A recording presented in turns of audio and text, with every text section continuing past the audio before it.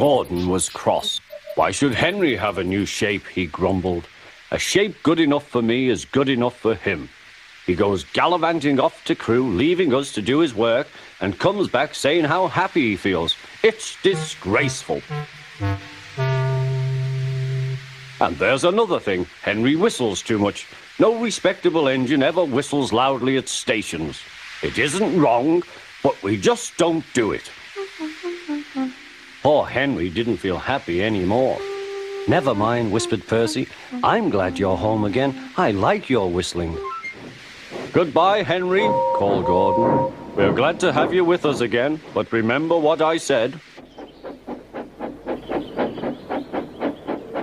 Later, Henry stopped at Edward's station. Hello, Henry, said Edward. You look splendid. I was pleased to hear your happy whistle yesterday. Thank you, Edward, smiled Henry. Shh, shh. Can you hear something? It sounds like Gordon, said Edward, and it ought to be Gordon. But Gordon never whistles like that. It was Gordon. He came rushing down the hill at a tremendous rate. He didn't look at Henry, and he didn't look at Edward. He screamed straight through the station and disappeared. Well, said Edward. It isn't wrong, chuckled Henry, but we just don't do it. And he told Edward what Gordon had said.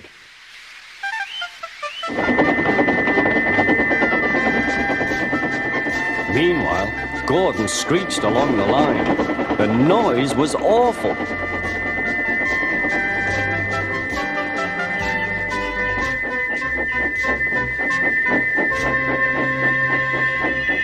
At the station, everyone held their ears. The Fat Controller held his ears too. Take him away, he bellowed, and stop that noise! Gordon puffed sadly away, but he wouldn't stop whistling until two fitters climbed up and knocked his whistle valve in place. That night, Gordon slunk into the shed. He was glad it was empty.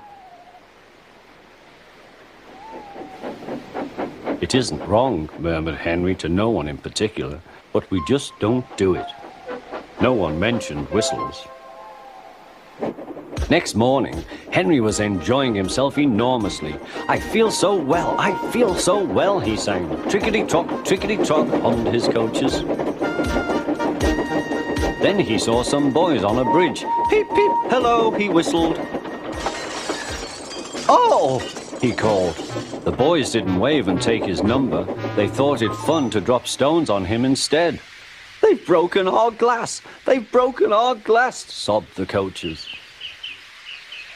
The passengers weren't hurt, but they were cross. Call the police!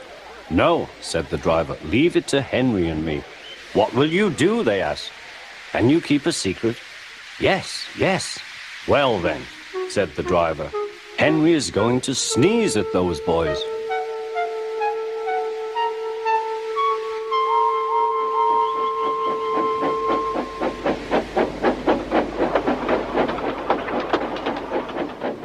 Lots of people were waiting at the station just before the bridge. They wanted to see what would happen. Henry has plenty of ashes, said the driver. Please keep all windows shut till we have passed the bridge. Henry is as excited as we are, aren't you, old fellow? Henry was feeling stuffed up. Soon they could see the boys, and they all had stones. Are you ready, Henry, said his driver. Sneeze hard when I tell you. Now, he said. Achoo, shoo!